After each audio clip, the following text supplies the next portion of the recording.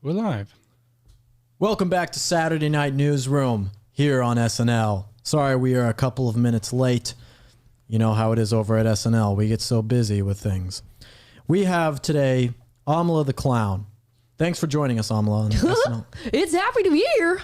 What are some things that you specialize in? Why are you on the show today? Well, I specialize in a lot of things, but mostly comedy. What kind of things do you joke about? Well, I could joke about anything, especially on SNL. White people, abortion, white people. What else? White supremacy. These are Donald Trump. These are really good topics. These are the Yes. hard-hitting things that comedy is supposed to be about, that our show, SNL, has made our core purpose to no longer be funny, but to talk about important issues, like how much white people suck. Yeah, they do, Will. And abortion. And your abortion. And abortion. I just love it. I think all clowns should talk about abortion. Kids' birthday party? Abortion. Circus? Abortion. SNL? Abortion. Honk honk. And scene. Disgusting. And scene. Ladies and gentlemen, I wish our opening skits were more satirical than they actually are, because it's getting devastating at this point. Here's a clip out of SNL and their weekly segment that they do called Weekend Update. They featured a fun little clown called Goober. Let's meet Goober. The Supreme Court heard arguments this week in Women's Whole Health v. Texas about the controversial Texas law that essentially bans all abortions after just 6 weeks. Here to cheer us up, well, this can't be right, Goober the Clown, who had an abortion when she was 23. I'm Goober the Clown. So, Goober, you had an abortion when you were 23? Hey, whoa, slow down. I'm a clown. Let's clown around. Hey, smell this flower. You're not going to squirt me, are you? Oh, I would never. Okay. Oh, gotcha. I had an abortion the day before my 23rd birthday. Okay. It seems like you do want to talk about your abortion. Well, actually, I really don't. But people keep bringing it up, so I got to keep talking about freaking abortion. But it's a rough subject, so we're going to do fun clown stuff to make it more palatable. Whee! Hey, who wants a balloon animal? You want a giraffe? Okay. You don't have to do this, Cecily. Who's Cecily? I'm Goober. And I wish I didn't have to do this, because the abortion I had at 23 is my personal clown business. But that's all some people in this country want to discuss all the time, even though clown abortion was legalized in Clown v. Wade in 1973. Here. Can you stop saying clown abortion? And what is this? I don't know. It's a worm. I don't know. Hey, did you know 1 in 3 clowns will have a clown abortion in their lifetime? You don't, because they don't tell you. There's the clip. That is Goober, which what I've deduced, I could be wrong here, is just Cecily Strong in a clown costume talking about her own personal abortion. I didn't know if it was personal or not. I wasn't sure. But regardless, she is a goober. We can be quite sure of that. And we can be, despite her being the only one dressed up as a clown, we can really say that everyone at SNL is a bunch of clowns. Wow. It's true. Yeah. It's true. What happened to coming home from a day of work, or, having a night where you want to relax and watch TV, and then now you're just getting bombarded by political messaging about abortion, about murdering children. I mean, that's what SNL is nowadays. It's not even trying to be funny. And I get they're not trying to really be that funny. They're supposed to trying to be, tongue in cheek about abortion. And no, we're just going to do it this way because we don't want to talk about it. No one should be talking about what a woman does with her body. And that's why they're doing what they're doing. It's not supposed to be overtly funny, but it should be. I mean, it should be funny. That's the point of your show. You want to go get a news show or talk about those kinds of things? Then make a news show. All right, this is supposed to be funny. You can have fun with political topics, of course. Not saying you can't, but at least make it funny. Yeah, I mean, gosh, comedy is like the sacrificial lamb of wokeism. It is dead. It is dead. They've given it up just to virtue signal and indoctrinate and to share an obviously extremely left-leaning political message. And SNL used to delve into, has always really delved into politics and made fun of politicians and legislation and things happening in the world. Weekend Update is a segment that has been around for decades, but they have lost their tact when it comes to being comedic in this realm, in the political sphere of influence. They no longer have respect for people who differ opinions from them. They no longer have representation of differing opinions on SNL anymore, only to make a caricature of us that paints us as these evil, stupid idiots. That's all they do with conservative politics on SNL anymore. The only people who even watch this stuff anymore are the people who already agree with it, which I think we can say is a good thing. I don't think any of the people who are getting made fun of every day are sticking around and watching it. I think that they're going and watching different things. I think that they are going and putting their money in different places, which is a good thing. You know, I hope that these companies that do stuff like this hemorrhage horribly and lose money and lose followers and lose people who are going to watch them. I hope that you guys aren't going and watching SNL. I hope that when you see SNL is on, you turn it off and go watch the old 80s episodes of SNL that are actually funny. You know, this new stuff is just woke garbage. It is absolutely terrible. It is a shame or a disgrace to what SNL is supposed to be about. And it's not funny. It's just not funny. It's just not funny. Like, why would you stomach that anymore? Now you're just like, you might as well turn on the news at that point. Turn on some leftist news media. At least you'd be getting somebody in a normal voice, straightforward, not in a costume, telling you what they think about politics. Like, there's no reason to watch SNL because you're obviously not watching it for a laugh. It's not comedy anymore. It is news media done in funny voices and in costumes. Mm-hmm. It's essentially what it is. We just did our show. Imagine if our show was supposed to be a comedy show. Imagine if Amala was actually funny. Wouldn't that... That's what this would be like. Very rude. Very rude, Will. No, Amala's very comical. Okay. Amala's funny. Not as comical as Will, I will admit. But yeah, it's such a waste. Yeah. Such a waste of airtime on our TVs. Mm-hmm. It's tragic. I think Michael Knowles put out a poll the other day, or maybe it was today, where he asked how many people under the age of 35, he said only people under the age of 35 vote. Do you watch cable television? And I think it was like 91% said no. And you know, this is just Michael Knowles' poll, but it's still telling. It shows that, you know, people who are young and especially a conservative audience like that do not watch mainstream news. They don't watch corporate media. They don't watch anything that's really on cable. It's all stuff is over. I mean, the people who are watching SNL are the old boomers who still think that it's funny, and they're Democrats and they live in cities where they only live with people who already agree and think just like them. Yeah, and like young girls that love Pete Davidson. That's about it. I don't understand that. I don't get the Pete Davidson hype. I get the Pete Davidson hype. I do get it. I do get it. He's a cute boy. He's very unapologetic. He's funny. You know, he's charismatic. I can see why girls would be like, oh, absolutely, Pete Davidson's cute. I just don't find him that attractive is my thing. He seems like, the other things you said, I just don't find him to be like that hot. I think he's a cute boy. Cute boy. And the personality doesn't hurt him. That's why it seems like a good personality. Yeah. But he's not that hot.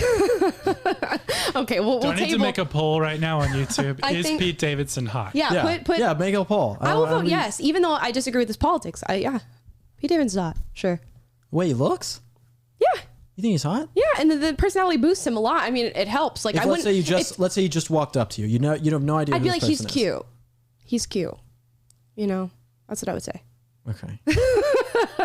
Let's ask the poll on YouTube. Yes, let's put a poll down for you guys to interact with us and see how you guys feel about Pete Davidson. We're going to get into another story here. Speaking of just indoctrination and virtue signaling without even an attempt at making the right choice, the U.S. Navy has now deemed one of their ships milk. In regard to Harvey Milk, the gay rights activist. You may remember him from San Francisco back in the day. Here's this video. Christen the ship. United States of America, I christen thee Harvey Milk. May God bless the ship and all who sail in her.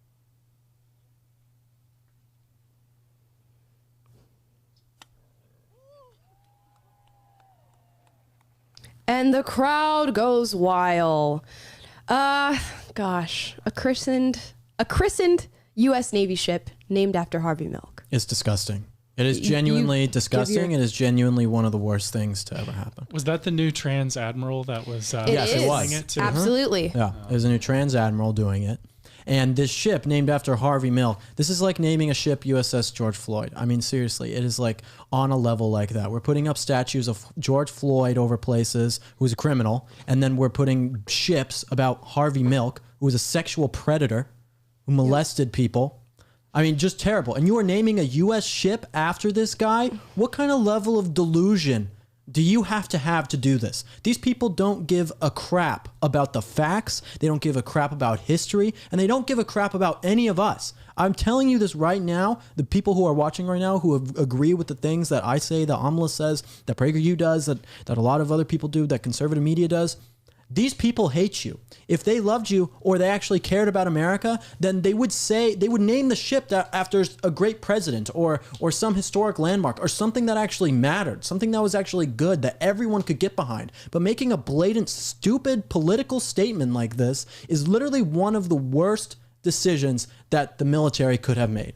One of the worst decisions. This guy is a sexual predator, okay, to underage boys. And you are naming a ship after him. That is absolutely vile and disgusting. What is America? How can you have an America when the things that we're supposed to be heralding as good are actually evil? The things that they tell us, the elites in this country tell us that we should be looking at and praising them or saying we need to support this are evil things. How can we have a country like that? How can you have a society that has a shared value system or a shared culture system when the things that our culture says are good are actually evil and disgusting, horrible things? It makes no sense. Yeah, and just for some context here, Harvey Milk was a gay rights activist. You may recognize the name from a movie called Milk, where Sean Penn played him, and they did this whole drama about Harvey Milk's life, and you can go and watch that. It is somewhat accurate to who he was. He did date a 16-year-old at the age in his 30s, so that's why a lot of people tend to have trouble with Harvey Milk, and he also had patterns of doing such things. So to name a naval ship after this man is just not, it's not a good look for the United States of America at all. Having a transgender veteran christen a Navy ship named after a gay man who dated teens. If you go and you ask the guys in the military, you go to the Navy or the Marines or the Army, maybe not the Air Force. No, just kidding. And the Air Force. But you go and ask all these guys and you say, do you care that we just named our ship after a gay man? They're going to say, no, I don't care at all. I don't care that this ship is named after a gay man. Of course not. I don't care that this trans admiral swore it in. I don't give a crap about any of that. They don't care. No. What they care about is having a strong military they signed up for so they can defend this country. That's what they believe in. Mm-hmm. That's what they care about. They care about having leaders in the military, generals and more, that actually care about them and that want to see America succeed. But you don't have people in the high ranks of the military who want to see America succeed. The people who are in the high ranks of the military right now, it seems like they want to see America fail. Because if they wanted to see America succeed, then they wouldn't be doing things like this. They wouldn't have Mark Milley and these other generals, these woke generals talking about all this garbage nonsense. They would actually be working to protect this country. They would be working to protect this country because look at what other countries around the world are doing. Look at China's military, especially with China's aging population. They are gearing up for something big within the next few years. And America is not prepared. I mean, America is going to we're going to have a major war or something. I'm predicting, and it's going to be catastrophic for us. People think just because we have a high defense budget that means we are ready to take on one of these attacks. My dad. That is your speech. Oh, that's okay. That we are ready to take on one of these attacks. We are not. We are not. If you have weak men and women who serve in our military, and they're being trained and told that, hey, it's okay to be all this wokeness and you don't need to care about America and white privilege and these are the things they're focused on, America will fall. America will surely fall. And one of the important ways in which nations fall are universities. And we have a good story, a silver lining story out of the university system in America today. This was highlighted on Barry Weiss's Substack. It's an article written by Pano Canelos. The article is titled, "We Can't Wait for Universities to Fix Themselves, so We're Starting a New One." So Pano Canelos, for some context again for you guys, was the previous president of St. John's College in Annapolis. But now he's launching a new endeavor alongside some of the most well-known intellectuals in America today. And his endeavor is the University of Austin. We see so often now in the university and college system, they're being overrun by CRT, gender theory, women's studies, femgen, sociology courses, and we have these woke students who are alienating other students on these college campuses, alienating professors on these campuses. And just to give a little bit of a highlight to the issue, 62% of students in America right now have polled saying that they feel uncomfortable expressing their true beliefs. 70% of American college students say that they feel comfortable and that we should encourage reporting professors who have differing opinions that offend us. So that's the state of American universities today. Canelos recognized this and is now launching the University of Austin with some major intellectuals, some that you may recognize: Dorian Abbott, who was a professor; Peter Boghossian, who was a professor; Ayaan Hirsi Ali, who is an intellectual who has wrote many books focused around criticizing the religion of Islam; Barry Weiss, a well-known intellectual and journalist who keeps us updated on our news, and especially on CRT in the university system. They're all going to be coming together to start this university that upholds freedom of speech, truth, and actual diversity of thought on a college campus. Sounds like extremism to me. That's what it sounds like. Sounds like a Nazi academy. I'm sure that's what it'll be lambasted as, for sure.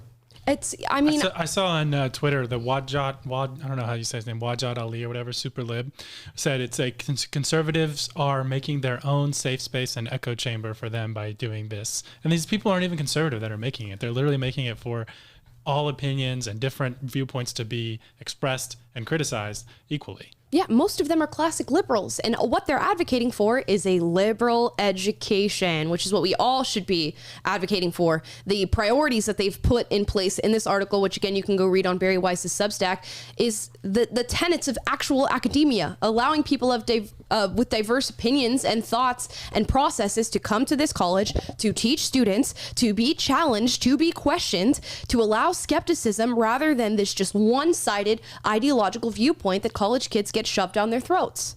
Yeah, calling it a conservative space, safe space. It's like, are you joking? Every single university is a leftist safe space. That's why they continue to go there. Even at places that are supposed to be conservative, they're leftist safe spaces. So for them to make they want to shame you. They want to shame you into wanting to have a space where you can actually speak freely. They want you to think that, oh, you speaking freely, that's stupid. You don't need to do that. Our ideas are already so good. Why do you need to speak freely? You don't need to. It's like they want to shame you for wanting to do something different, for wanting to be a free thinker. Don't let them shame you for wanting to be a free thinker. Being a free thinker, is truly one of the most amazing things you can do in your entire life. But people who don't free think, people who are a part of the herd, people who are just a part of the masses, a bunch of sheep, they don't want you to be a free thinker, because when you are a free thinker, it exposes them. It exposes them as someone who does not know how to think critically. And no, they don't want to be exposed. They don't want their mediocrity to be shown to the world, to have the light shown on their ineptitude to actually do something amazing or novel or great.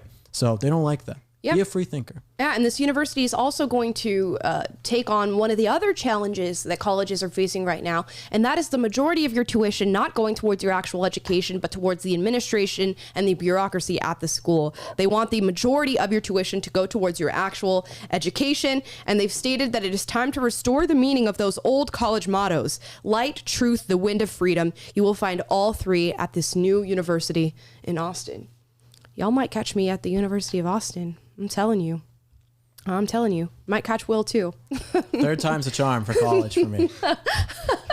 This time Can't wait to make that the next college to drop out of. Mom, this time I'm really going to do it. I promise. This time we're really going to do it. I really got it this time. Promise. Now let's My get mom into... also said that Pete Davidson is gross. Oh, did she? The poll is at 80-20, just about. 80, he's hot? 80, he's not hot. Okay, well... Yeah, seriously. It's like, I'm sensing a little bit of bias, but it's okay. Oh, just look at the guy. He's just not that hot. He seems like, again, like you were saying, the personality is He's speculated to be dating cool. Kim Kardashian, which is really interesting. So somebody finds him hot. Somebody of great stature finds him hot. Moving on Would you to... date Kim Kardashian? You asking Amala or me? I'm asking you. If you weren't married. No. I mean, based on what? Like, no. We probably don't share any values. She wouldn't be an interesting person to be with. Yeah. But she's like way older than me. Well, you asked like you're interested. Well, let's look at it. Also, I feel like we should mention, guys. Let's look at it from looking at it. Due to technical difficulties, this stream could drop at any moment. So if that does happen, just be prepared. Just prepare yourself. What's your backup plan? Prepare yourselves for the end of the world. Look at Will and Amala's Instagram to see what's going on. Yeah, we'll tell you about what happened. But that means that you have to follow me and Amala on Instagram. So make sure you do that. But Let's go into the next story, Amala. Next story here. We're going to get into some vaccine mandate news. We have yet another celebrity entering the fight against vaccine mandates. You might recognize him. His name is Emilio Estevez. He's with the Mighty Ducks franchise. You also may recognize him from Karate Kid, Outsiders, a bunch of different stuff. Emilio Estevez is not going to be rejoining the Mighty Ducks franchise because they have asked him to be mandated with the COVID-19 vaccine. Well, they didn't ask him to be mandated. Well, you know what I mean. They mandated that people on staff get You vaccinated. will be mandated. You will be and mandated. you will like it. Yeah, you know what I meant to say.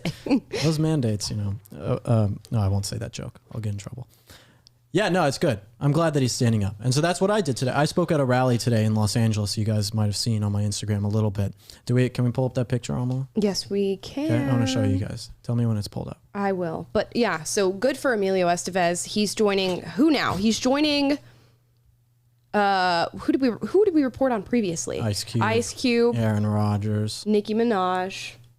Quite a few different celebrities have now come out and say we're not doing this. Here's the picture of Will at the mandate rally today. Yeah. Look at how cool it looks.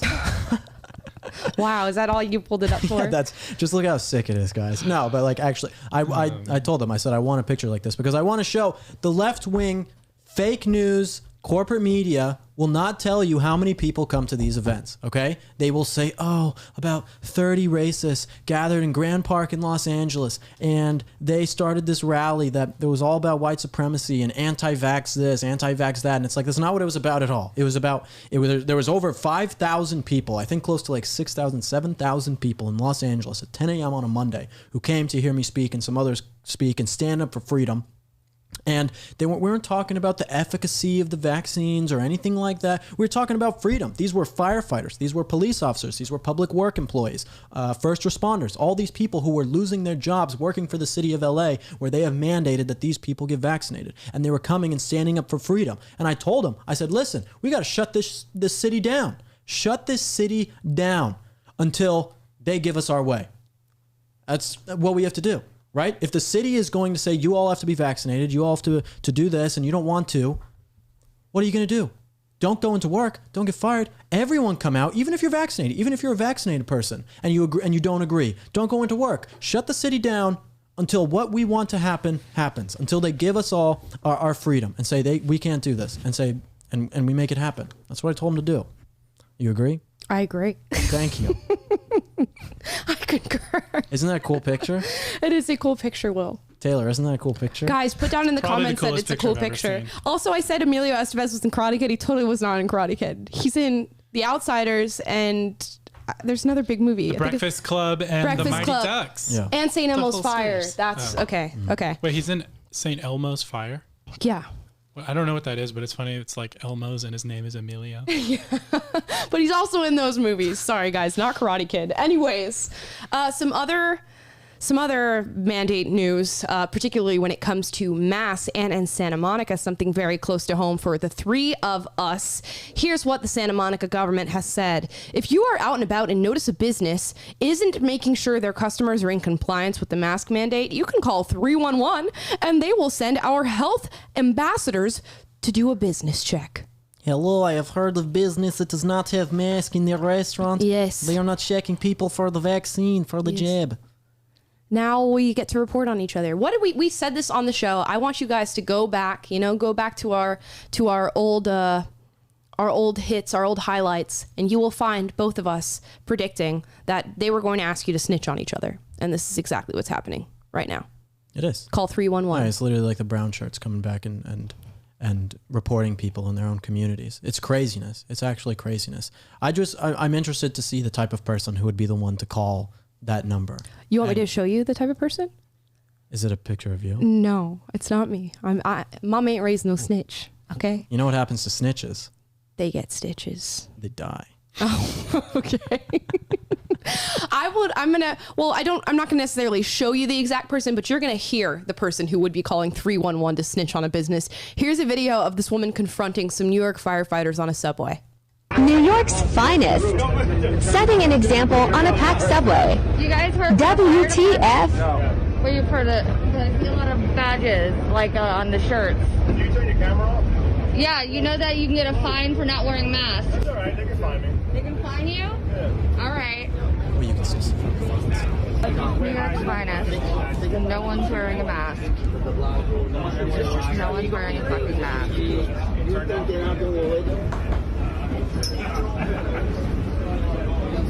Jesus Christ. New York's finest, and nobody's wearing a mask. Shut up, lady. I'm going to talk like that on the show for the rest of the... New York's finest. Well, what do you think about vax mandates? I want to punch you in the face. That's what I want to do. Well, if you did that, I'd have to call 311. I hope I knock your mask off. It's just amazing. I like how they're just standing there. The guy's like holding the reel. He's like, okay. He's like, call. I'll take the fine, like whatever.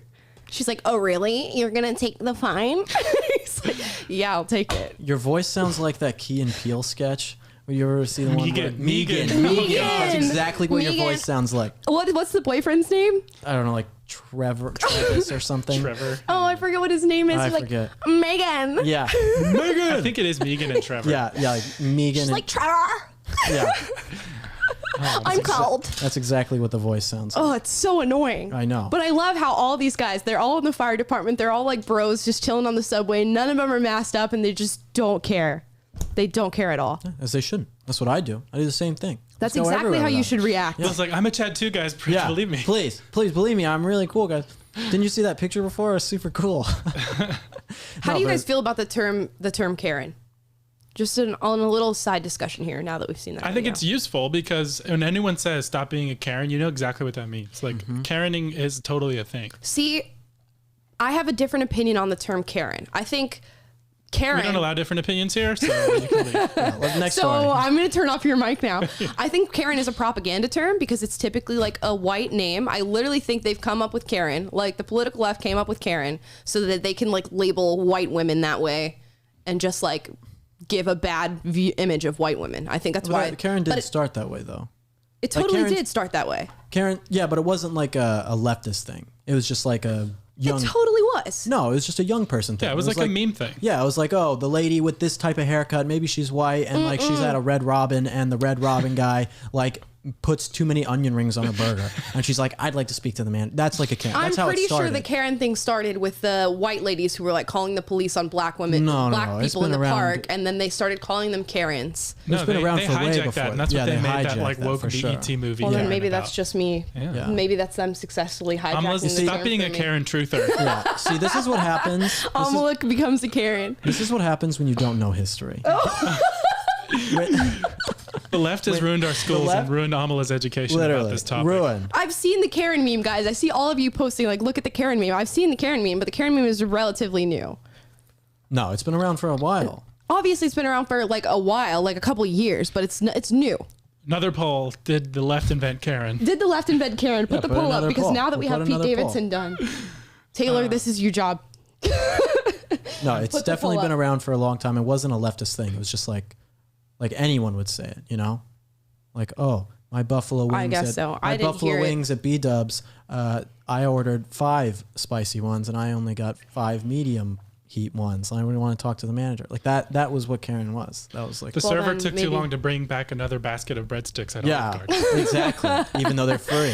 Let me speak. And you complain about Can I speak to the manager? Yeah, that's like what it was. Well, more COVID news, guys. And this is more good COVID news. Those firefighters on the subway, that's good COVID news. This is great COVID news. Here's the Fox News headline. Florida hospital celebrates 0 COVID patients for the first time since 2020. Whoop, whoop. Can I get an applause button on that, Taylor? I don't know if I remember which one this is. No? Oh, well, I laughed. Oh, wow. That's a few cuss. Wow. There we go. Hey. Let's go, Florida. Even though the stats coming out of Los Angeles and California are 4 times that of Florida, Florida is celebrating, this particular hospital is celebrating the 0 patients for the first time since 2020. Wait, my mom just said something funny. What did your mom say? When we were talking about the masks and the firefighters. Uh-huh. She said, maybe she can ask them to wear a mask when they are saving her house from burning. Idiots. I love your mom. No, she's great. My mom's amazing. The best. She's the best. But yeah, just let's juxtapose Florida with California for a second. Florida is not going along with the vaccine mandates, not going on with the mask mandates, all things that California is choosing to do, particularly in LA, San Francisco, places like that. And yet the numbers look vastly different. Why? Because Californians sleep on beds of lies. That's why. Well, and beds of concrete outside my apartment building. That is also true. That is also true. Many of them do.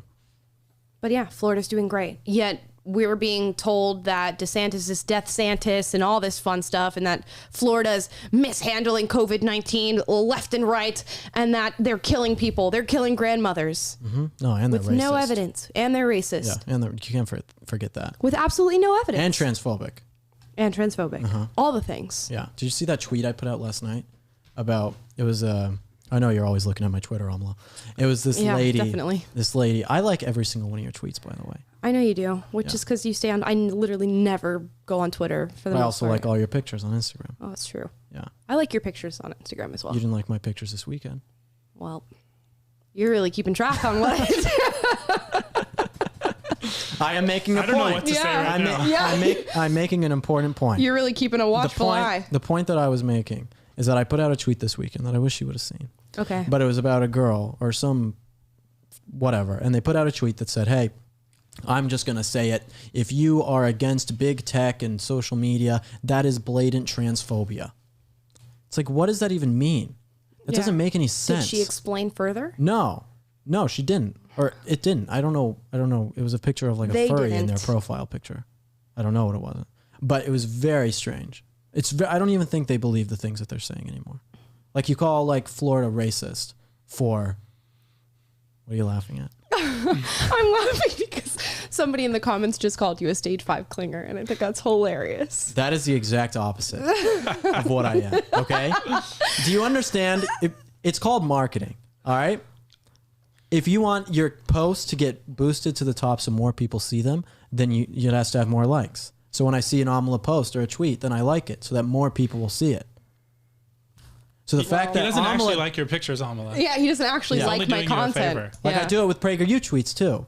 And the fact Will likes my pictures and then he messages me, "You're welcome." Yeah, I do. He's that type of guy. Literally. Yeah, literally. Yeah, you're welcome, Amala. Yeah. That's the only reason.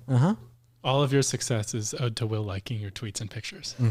Yeah, one time I had a tweet go viral and Will goes, "I was one of the first people to retweet it." I was one of the first. That's why it went viral. So you're welcome. Anyways, keep going with your transphobic I don't know big tech. Whatever. Move on to the next one. You know what I'm trying to say. Okay? I know what I'm trying to say. Do you know what you're trying to say? Just pretend like I made a really good point and move on. Yeah. Yes, just pretend. Back to one of the issues that is constantly in circuit on this show, and that is critical race theory. And back to a county that is constantly in circuit on this show, that is Loudoun County. Loudoun County has so many problems. You guys may know it as the school district from hell because they continuously have had stories coming out of their school district talking about them teaching CRT, labeling white kids as being oppressors and black kids as being oppressed. Massive gender theory being taught to the very, very young kids, a crazy sex education program that they put in place, and also the denial of teaching CRT. Now, here is a video of a man hired by Loudoun County to sort of refresh the curriculum, refresh the classrooms in their school district. Here's what he has to say about what they are teaching. My job is to make sure that the thing that I think public education offers is supported and given to every kid. And the thing that I think we offer, because I certainly don't think we offer learning per se, I think what we offer are relationship. I think what we offer better, because the learning part in terms of information, what historically high schools were for was dissemination of information very quickly. It organized information to disseminate it. Well, actually the internet's better than the high school is. It's faster. It's got first person, you can do interviews, you got video. You're like, truthfully, the teacher in relation to dissemination of information is obsolete. But the teacher in relationship to relationship is the thing. What we have is people. And that is gold. That is gold. Figuring out how to capitalize on the people, well, that's the thing. People are down for that. People like that. People like that. You know what? We don't come to the classroom to educate. Learning is so classy. Now what we do is talk about relationships. We're not here to make sure the kids learn anything. I'm here to capitalize on the relationship that I have with these children. Amazing. Amazing. That he can say that and feel so confident in the fact that he just told everybody in this presentation that he has no interest in making sure that your kids learn well in school. His only interest is using his relationship to indoctrinate them. You already know what I'm going to say. What are you going to say? Abolish it. That's all I got to say. Well, if that's all you got to say, I'm going to say a few more things. I'll move on to the Kyle Rittenhouse trial. We are going to move on to it in just a second. CRT has no place in these schools. And again, Loudoun County over and over does these things. Is constantly advocating for CRT, gender theory, sex education that is way too radical for kids of that age. And now they are openly admitting that they don't care that your kids are learning anything. If this is not putting a huge microscope on the public education system in America right now, I don't know what is. And as parents, as educators, as just random people, I'm not a parent, I'm not an educator. I'm seeing this and stuff needs to be done about it. Why are you nodding? You said you're not an educator. Yeah. I don't. Do you classify yourself as an educator? Of course I do. You're not a formal educator. Oh, so you're very big on formalities. You're not technically an educator. Why not? What do you mean? You're like a commentator. So you think a teacher who teaches their kid about CRT is an educator? I'm not saying they're an educator. They are an educator. Yes. No, you know what not. I mean? They're I not don't educated. carry the profession of being an educator. I'm a commentator. Taylor, do you want to weigh in on this differentiation? I feel like just it's a differentiation. semantics. It is just semantics. You can say, when you say educator, it must mean this, but it's just a matter of what the word means, what you're choosing to make it mean. Mm-hmm. Moving like we on. say PragerU teaches people more than at a university. You are will, such a you know? contrarian. I'm with your point that, watching PragerU, watching Will and I'm Alive can be more educational than a lot of the crap that you get in schools. Right. If it's your school's just indoctrination, then yeah, Absolutely. you're getting an education by listening to PragerU, and you're not by going to school and being indoctrinated. So yeah, I'm totally with you on that point. Yeah, we're educators. Okay. I'll take it. If you want to call me an educator, I'll take it. But Put that in I your do not Instagram bios. self-identify as an educator. Okay. Educator. Yeah, my pronouns are educator. I was literally going to say that right now. Educator. Moving on to a hot topic. It's going to be a hot topic for the next 2 weeks. I believe the trial ends in 2 weeks. The Kyle Rittenhouse trial, which to Will and I and Taylor is simply a self-defense case that is seeing its day in court. The Kyle Rittenhouse trial has gone on for 6 days now. This is 18-year-old Kyle Rittenhouse, who is being charged with shooting and killing 2, wounding 1 other, and a multitude of other charges, including having a firearm below legal age. So he has been standing trial for the past 6 days. They've brought several people up for questioning, but one really interesting one met the case today. And this is the man by the name of Grosskreutz is his last name. So he was brought into questioning to talk about his specific encounter with Kyle Rittenhouse. He was subsequently shot after encountering Kyle Rittenhouse, but he had a much different story than what he told police on the actual day. When he was brought into questioning from police, he told the police officers that he in no way threatened Kyle Rittenhouse. He did not point a gun at Kyle Rittenhouse. He in no way provoked the attack, the subsequent attack that took place on him and his life. But it turns out today it has been revealed that Grosskreutz actually pointed a gun at Kyle Rittenhouse. Here's the footage from a podcast watching the trial. It wasn't until you pointed your gun at him, advanced on him, with your gun, now your hands down, pointed at him, that he fired, right? Correct. Oh, shit! That's it! Directed verdict. Directed verdict on all the murder charges. Kyle knows. Yeah. Directed verdict on the murder charges. He just exhaled. Kyle he looks like he's gonna cry. How do you not acquit after that? Look at bigger. Look at big boy. Oh, big boy. It wasn't. Yeah, people are keeping a very watchful eye on this case, and that is an exciting moment. It's a good day for the people who are out to support Kyle Rittenhouse, because now they stand acquittal on this one. Imagine living in Kenosha, Wisconsin, and out of nowhere, all these people are coming and destroying your city. They're setting fire to your city. They're torching cars. They're having fights with police, and someone comes out trying to defend you. And that man's name is Kyle Rittenhouse. And now he is the one being charged with this. How crazy is it? How backwards is our world when he is the one being charged with this? Yep. You know what he's really on trial for? You know what he's on trial for? He's on trial for being a straight white male. That is what he is on trial for, okay? Being a straight white male, a conservative, someone who stands for different values than what those people in Wisconsin were marching about, the lies that they were marching about, is his greatest crime. That's why they want to destroy him. That's why they want to destroy people like him. That's why they want to destroy all these values that we believe in. Okay? That was his real crime. That is the crime that they are charging him with. It has nothing to do, because obviously he's innocent. I mean, obviously.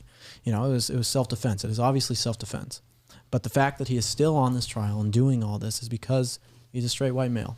That is what he's really on trial for. And let's give you guys some more context and more details, because I'm sure a lot of you are going to be having conversations about this case in your personal life. So let's give you some ammunition to defend Kyle Rittenhouse, which is probably going to be much needed as this trial persists. The defense also focused on a signed police statement Grosskreutz gave the day after he was shot, above his brief conversation with Kyle Rittenhouse.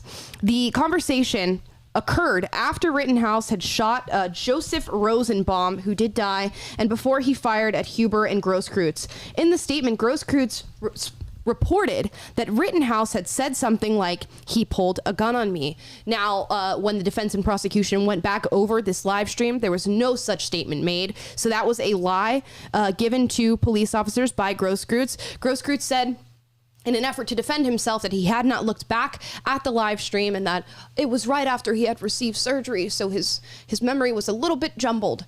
But last time I checked, you should never lie to police officers or in a trial when it comes to statements that were made, especially when it involves a young kid at the age of 18 being sentenced to possibly life in prison. There are some very big charges being placed here.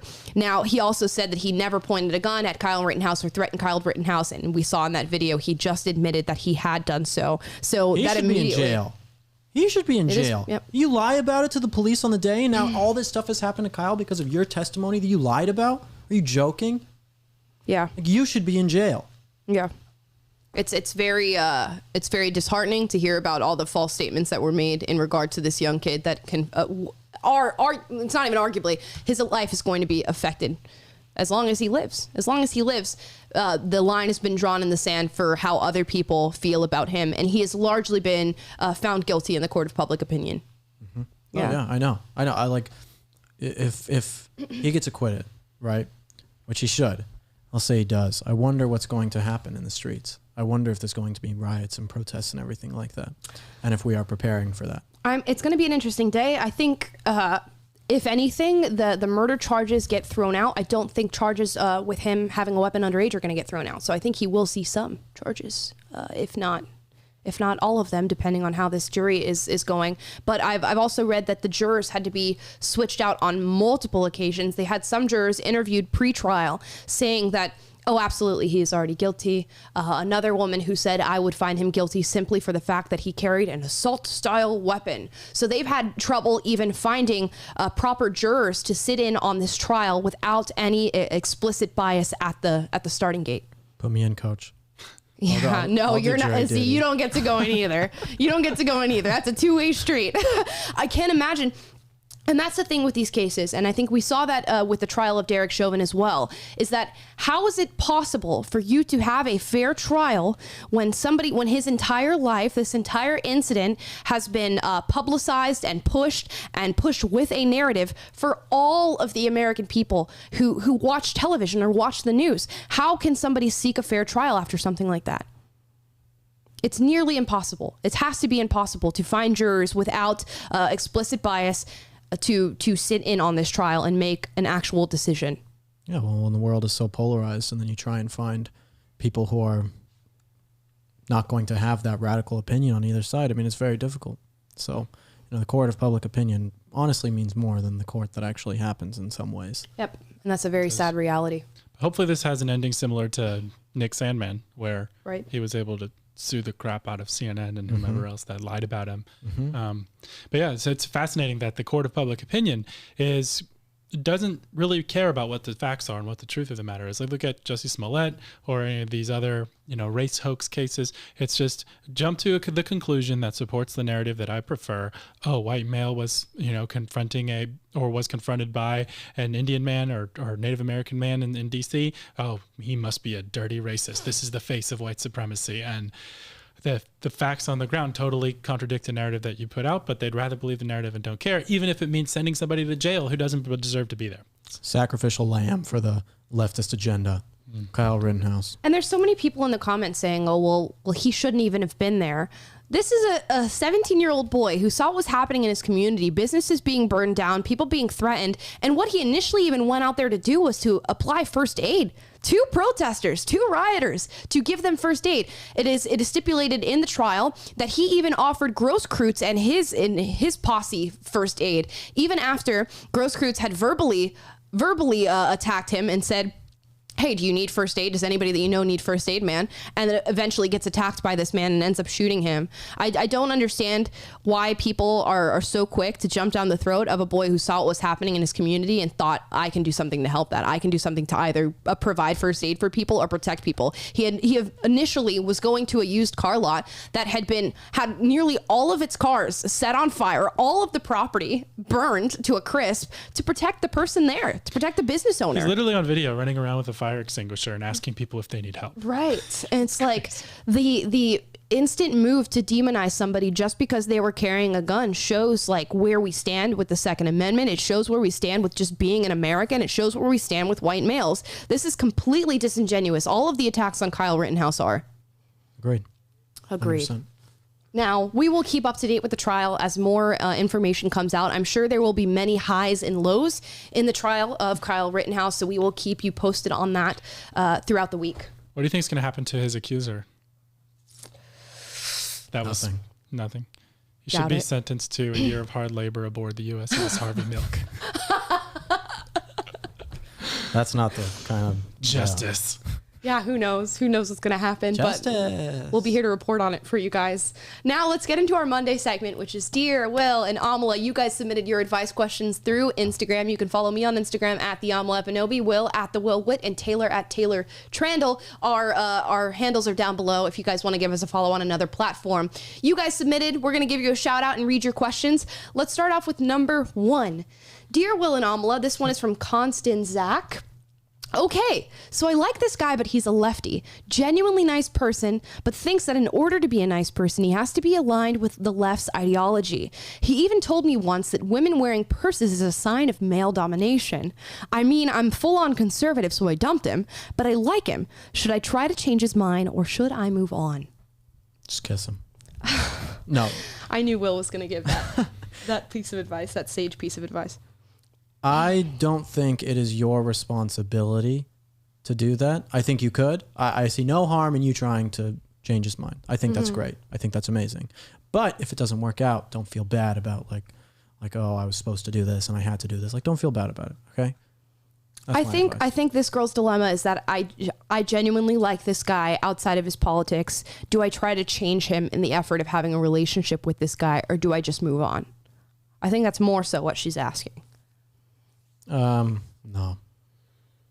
No from you? Mm-hmm. It's not worth it? Taylor? It's a no from me, dog. It's a really long question. I'm still trying to read it all and understand.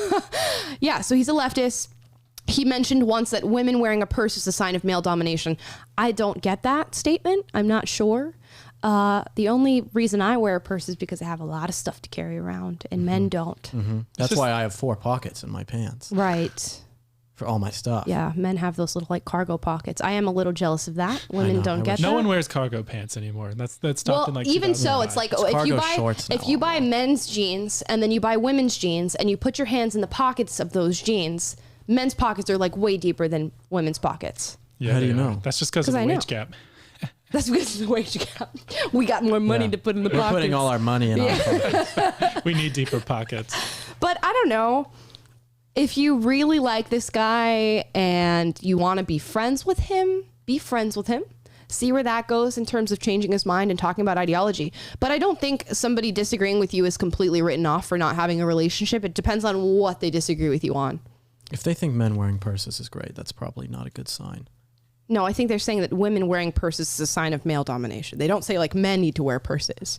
Well, either whatever it's saying sounds stupid. Whatever. It does sound a little, it sounds a little kooky, but that's not a deal breaker for you if you're even asking yourself this question. I think everybody has their deal breakers. Decide what your deal breakers are. If they fall into the deal breaker category, then it's a no-go. And if they don't, then it's not. There's a million other fish in the sea. You can find another one. Sure. But this is also, if it's the one you want, it's the one you want, you know? But obviously not, because she doesn't want him that bad. Clearly she wants him enough to keep thinking about it after she's broken up with him. Well, that's how it always is. You're always thinking about the one that got away. Sure. You know? We'll see. I think you can date Also, somebody who you disagree with. Just wanting to be with someone is a terrible metric for exactly. whether It is. it's a good relationship to pursue. Sure. So have some wisdom. Right. Yeah, move on. All right. Think about it, girl. Next one. Okay. Dear Will and Amala, do I tell my friend his wife is messing around with their neighbor? All of us know each other. I don't even know if I want to say his handle because... Yeah, why'd you put his handle on there? Well, he didn't ask to be anonymous. I told people you're going to get featured on the show if you submit a question. So, sorry. I'm not going to say your name out loud, but sorry. Jerry? So does he tell? So this is actually an ethical dilemma. If you take an ethics course, they will ask you this. And it's, let's say your best friend has a perfectly happy marriage. You have never seen somebody happier than she is or he is, but their spouse is cheating on them. Do you sacrifice the happiness that person feels in the pursuit of truth, in the pursuit of having them know the truth? Or do you allow that person to be ignorantly happy in their relationship? So that's the question that this young man is asking. Why'd you just re-ask it? I'm just saying the ethical dilemma. I'm telling there's an underlying question here, and it's not really do I just tell my friend that his wife is cheating on him. The ethical question is happiness more important or is truth more important? That is the true question. If it was me, what I would do, I'm not a snitch. So what I would do is go and tell the person who's doing the cheating, and I would say, you need to tell your husband or wife. I didn't remember which one it was. You need to tell your husband what you are doing. I know that you're doing it. Other people know that you're doing it. Be a better person. Confront the person who is doing the cheating. Don't go and tell the person who is getting cheated on. That's my advice. I think you should tell that person and tell them to be a leader and do the right thing. The audience is voting on this as well. So 79% of them say that they should tell the friend that his wife is cheating. Yet. Okay, well, guys, continue to vote. I actually have a personal story about this. I'm not going to name any names. We're going to call them Sherry and Jerry. Yeah. So say Rayla and Sherry. and Bill. Sherry and Jerry are dating. Not dating. They're married. They have 3 kids, 2 dogs, right? Okay. Barry, Terry, and Mary. Yes, Barry, Terry, and Mary. And the dogs, Larry and Slary. Okay. Slary. So Sherry and Jerry are married. They've been married for several decades. And Monica, who happens to be a family member of mine, we lived in a very small town in Florida, went on a dating app and found Jerry on the dating app. Mind you, I was best friends with Jerry's kid. So Monica found Jerry on this dating app and messaged Jerry and said, "How are the wife and kids, Jerry?" And Jerry got off the dating app. Wow. So it's pretty tough. If this person does he go to the wife and say, "Stop cheating on my friend," or does he go to the friend and say, "Your wife is cheating on you"? No, he goes to the wife. Goes to the wife. He goes to the wife. Taylor? Go to the wife and tell her off. I thought that Monica would be named Mary or something. I know. I didn't want to get too in the weeds. I didn't want to get too in the weeds. Mary yeah. Fairy. Situation sounds very hairy. Yeah. When you're married in a... When you're married, it's scary. And you work at the dairy. And your favorite animal's a canary. Yeah, I think he should tell. He should talk to the wife for sure. Until you don't want to. And the audience agrees. 77% say yes. Nice. I think if you talk to the wife, she's just going to be like, "Oh, I need to get better at hiding the fact that I'm cheating on my husband." No one likes. No, you can't unless you're like pretty sick in the head. 100% that would be what would happen. 100%. There's no question in my mind. No, because you're basically threatening them, and you're like, I'm either going to tell him or you need to do it. Yes, like, and then she goes, okay, maybe I don't cheat on you in this town. Maybe we go to a hotel in the town over so that Monica doesn't go to Jerry. Well, then she sucks anyway, and then it's not your responsibility. Yeah, that's right. You do what your moral responsibility is. Right. You do your moral responsibility. It's not your responsibility to go around being Dr. Phil and saving everyone's marriage.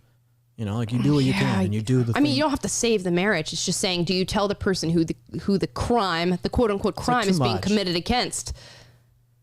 Because you just going to Sherry and saying stop cheating on Jerry is not going to make her stop cheating on Jerry. So I think now it's if you don't tell them, I will. Yeah, exactly. That's like you give them an ultimatum. Oh, if you don't tell them, I will. Okay, Right. different. Okay, okay, I stand by that.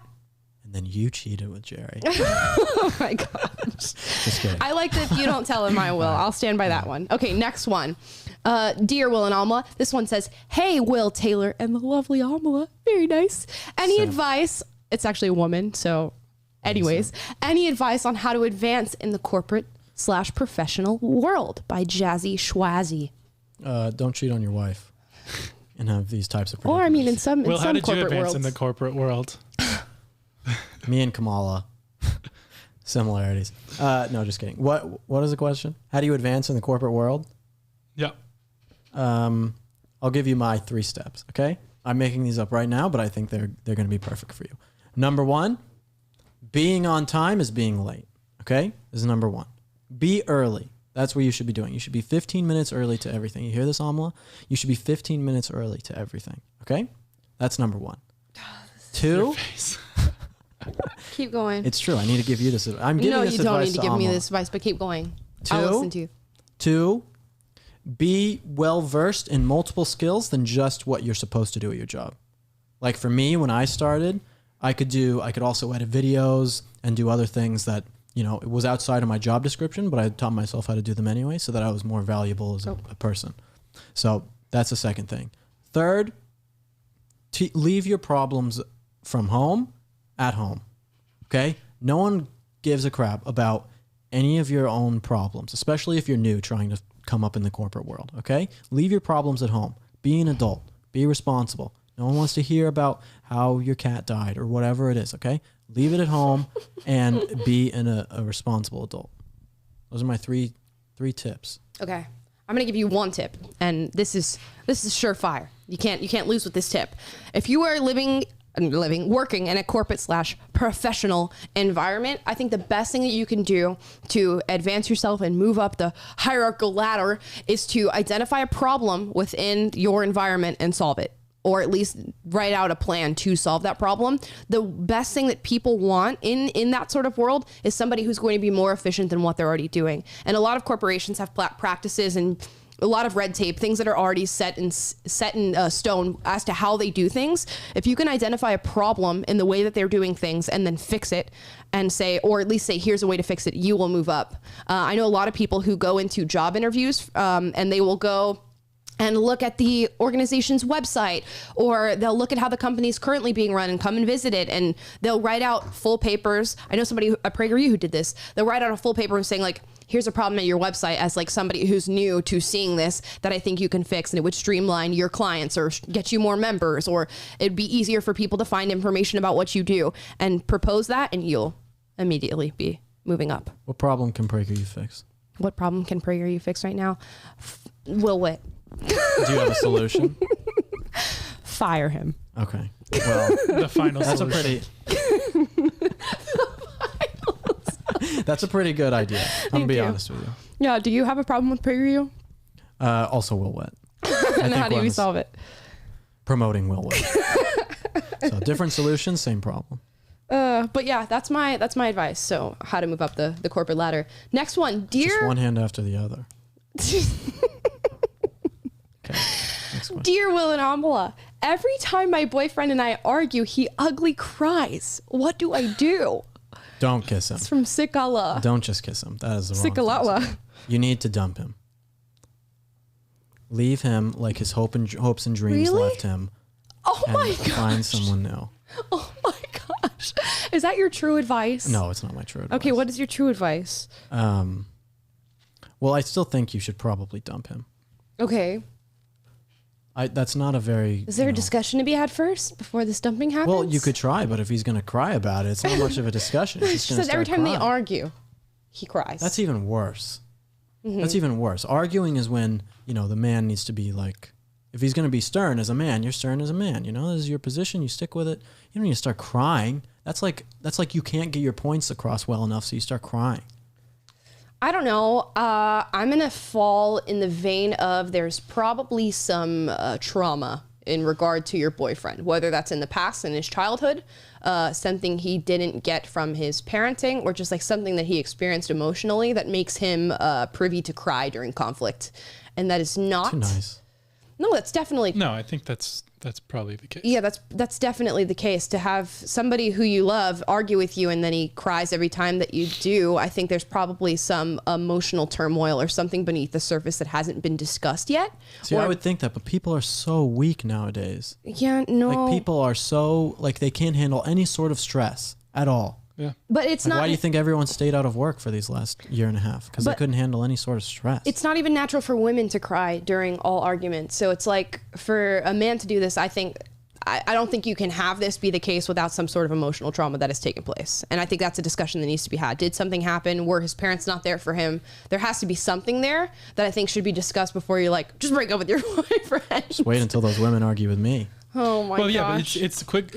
Say that is the case, then are you suddenly his savior? Like, it still might be appropriate to end the relationship. No. It might be the best thing for him. Now, you might be able to play a supportive role in his recovery from that trauma or whatever, but you can't bear the burden of that for him, especially as your boyfriend. Well, it's like, what is your deal breaker as a partner? It's like, is somebody who's going through emotional struggles that makes him cry when you argue, which I hope is not that often. Is that a deal breaker for you? For me, that would not be a deal breaker. Also, are you making him cry, or is it... Right. Also, what's happening during these arguments that makes him cry? But I don't know. Yeah, what are you arguing about? You could be really mean, but I don't know if that's true or not. There's never enough information. No, there's never enough information. Film your argument next time. Send it to us. Did you tell him that the new Lord of the Rings needs to be more diverse? There's like so many things that can be happening here. Either A, you're super mean to your boyfriend when you argue and you make him cry. B, he has some sort of emotional problem or something that happened in his childhood that makes him cry. C, he's like a really good manipulator. And that's he's what not I was going to say. actually... That's definitely another possibility. He's totally using the crying thing to manipulate. Right. I've definitely dated somebody who was very good at manipulating emotions and would do something like this. So it's like, maybe that's what's happening as well. That's like, there's a lot of... When Will didn't get his way with me, he starts crying, and then I have to... Yeah, but I always get my way. So through crying. Yeah, through crying. But I always could be a little devious. Could be my sister. Taylor. Okay. My sister, when I was a kid, would literally. She was like a demon when I was a child, and she's younger than me. She's 2 years younger than me. There's one time when my sister, she was probably like five at the time. She literally took a metal spoon, like a thick metal spoon, threw it at my head as hard as she could, hit me in the forehead, and then started crying. She can cry on cue, which is amazing to me. And then my mom came in and she accused me of hitting her with a spoon. That's what happened. See, my sister and I would get in fights insane. and stuff. And we'd get in fights, and then like, like when you like fake them out? Yeah. Yeah. Like you're going to punch them, and then I don't punch her, and then she says, ouch, before I've punched her. Like I hit her, but I didn't hit her. No, yeah. I didn't hit her. I did not. I did not hit her. Hi, Mark. Oh, hi, Mark. No, but I didn't, and then she would cry. Wait, what were y'all just quoting right there? What was that? The Room. It's like the worst movie ever made. Yeah, my mom would pick up my sister and be like, oh, poor baby. My sister would look over my mom's shoulder and wink at me. And then start crying again. I know. Despicable. Go to jail. I should have put her in jail. You should have put her in jail. Well, now we have a good relationship, so I guess it was worth it. Next one. Dear Will and Amala, how to broach negotiating for a raise/promotion. My yearly evaluation for work is coming up. This one is from Jill OES. How do you ask for a raise or promotion? How do you start negotiating for a raise or promotion? All right, let's run through a scenario. Yeah. All right? Okay. I'll be the boss. Okay. You go to me. Oh, but aren't you supposed to be giving the advice? Well, shouldn't I be the boss? No, but we'll do it together. And Okay, we'll run okay, through it, okay? Here's what we'll do. Hi, sir. I'm here for my yearly review. Hey, come on in. It's kind of hot in here. It's not the heat that'll get you. It's humidity. Anyway, what can I help you with? I just wanted to talk about my performance. I feel like I've contributed a lot to this company over the past year. And with the current pay that I'm making, I don't think that it matches the contribution that I'm making to your company. You don't think we're paying you enough? No. First of all, you would never say this. You'd be like, well, maybe if I had a little bit more money. I'm sorry. You're right. I'm not good enough. Just pay me less. Take $5,000 off. I'll work for free. I'll pay you. Please. Anyways. I'll pay you. I'll pay you. Please. Anyways, I'm going to continue as if I'm a confident individual. Fine. Okay, fine. Please. So yeah, I feel like I've made several contributions that go honestly above my current pay grade at the company this year. Mm-hmm. So I'm asking for a raise. How much money do you want? I'm asking for a $15,000 bonus on my raise. $15,000. $15,000 bonus. Someone's a little exuberant. I wouldn't even call it that, sir. I can give you a full report of all the different projects that I've worked on this year and the revenue that they've generated for your company, and it's well above $15,000. Well, just because they're above $15,000 doesn't mean that you get $15,000. Well, sir, I've generated nearly 15 times. You know, I'm not really liking your attitude right now. Gonna be honest. You don't like confidence? Is that what you are? Yes. You're just being rude. That's not I'm confident. extremely confident in my abilities. Oh, and you're laughing. This is funny to you. This money is funny to you. Yes. This is your future. This is your future at stake. Here's what you do, okay? You just go in. Did we just give up on the scenario? We just gave up on. Alma was being too rude. I was not being rude at all. You were being too pushy. What you do is you just go in. You say, hey, I've been doing a great job at this company, and then you ask for double of what you want, okay? If you think that they're going to give you a $10,000 raise, ask for 20, okay? Go in and just ask for double. And what are they going to do? You're a good employee. If you know you're a good employee, this is like, we do like employee reviews and stuff. And like people will give themselves like ones. It's like you got to evaluate yourself. It's 1 through 5, and people give themselves ones. I'm like, why would you rate yourself so low? It's like if you know that you are not doing well at your job, why would you rate yourself low? Like just do better. Right, you're like admitting that, yeah, I'm doing a bad job and I know it. Exactly. It's like, well, why am I keeping you around? Why would I give you more money? It's like if you're doing a review, you need to like write constructive stuff. Well, this comes out of everyone making fun of Will because he always gives himself 5 out of 5 on every dimension that I do. I think I do a fine job. But that's his honest reaction. Well, I give myself 1-4. You do? I thought it was all 5s. Craig just says that, but I give myself 1-4 to throw it off. So, but you know, anyway, just go in and ask. You got to give yourself 1-4. And go in confidently. Go in confident. It's not rude to be confident. Yeah. No. Well, you were rude. I was not rude at all. You were rude. How was I rude? Because you're like, well, I've made way more than I've made. Oh, do you even look at my numbers? You stupid idiot. I said I made you a packet of all the contributions that I have made to this company, and they are well over the tune of $15,000. That's not rude at all. If you, it's not rude at all. Why don't you shut up, huh? You're being rude. Here's what I'm just saying to the camera, that's not rude at all. Inflation has gone up 5% this year. So if I don't get at least a 5% raise, I'm getting paid less. So not only do I need a 5% raise, I need a 15% raise. Whatever raise percentage you want, add 5% due to inflation this year. Well, my name is. Thank you, Brandon, for coming in. I'm going to say, let's go. Brandon, I will give you that money and really help you out here. My goodness. Okay, let's move on to the next question. Needs a raise. But prove that you've... We answered this one perfectly. I think at the baseline, you have to prove that the contribution that you make to the company is well over what you're being paid in salary. So bringing in numbers for projects that you've worked on, ways in which you've brought in revenue for the company is really, really important. And it should be in ways that go over your actual salary. Like that's important. But not everyone's role directly contributes to sales. Though. Yeah, that's true. No, you have to. Yeah, I was saying any projects or things that you've done are streamlined. I don't think Alma knows what she's saying. Have you ever asked for a Absolutely, I know raise? what I'm saying. No. Then what are you doing? I still know what I'm saying. Oh my goodness, you never asked for a raise. Like saying, what do you mean? Of course. What you do you can mean? talk about things that you... What do you mean? Well, have you ever asked a boy out? Exactly. Listen. Exactly. Well, I already said don't bring your... Well, have you ever kissed a girl? You ever kissed a boy? And how are you giving advice? No, that's can different still give because this advice is like on it. you're wondering, like, if you have no idea how it would go, that's like totally different. What do you mean to say that you should go in and talk about the contributions that you've made to a company? How do you know that works? Because that's what they're about. That's what you do at a job is you contribute to a company. So if you're going to ask for a raise, you should bring in your contributions. Guys, of course that works. I have done this a lot of times. Amala has never done it before in her life. Who do you trust? Chad, experienced man, or beta, newbie woman? What did you just call me? Beta. Beta. All right, I think we should move on. Anyways, Right, next question. Dear Will and Amala, this is the last one. Okay. Does my coworker like me? I work at a gym and he stays after the shift ends and talks to me. Last week after closing, he asked me to help coach him in rock climbing, so we did that and talked for an hour. He walked me out to my car on the opposite side of the building from where he was parked, and we talked more. How do I know if he likes me? Is he or is just being nice or is just lonely? No, This he is from 100% M. likes you. Yeah, easy. 100%. If he walked, if likes he's parked on the other side of the gym and he walked with you to your car, You guys are really confident on this one. 100%. No, obvious. No man walks Wait. a woman on the other side of the parking lot, unless it's like really late and it's kind of dangerous. Then maybe, Sure. but like this isn't clearly stated. But if he's just walking to the other side of the parking lot for your car, that's a really big deal, and you should think about marriage proposals. Oh This is my what- He's crazy about He's you, cra- obviously. I know you guys are reading into this a lot. No, I'm just saying it's I know obvious. Yeah. men.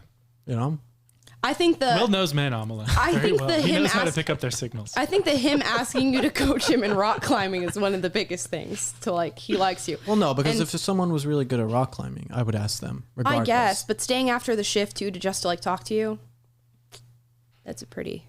Maybe they both like climbing rocks. No, but I'm saying, and she says on whenever he'll stay after his shift just to talk to her. No, every one of these things is obvious that he Right. likes her. But definitely the parking lot one. That's for sure number one on my radar. You guys work together though, so be careful. So what does she do here?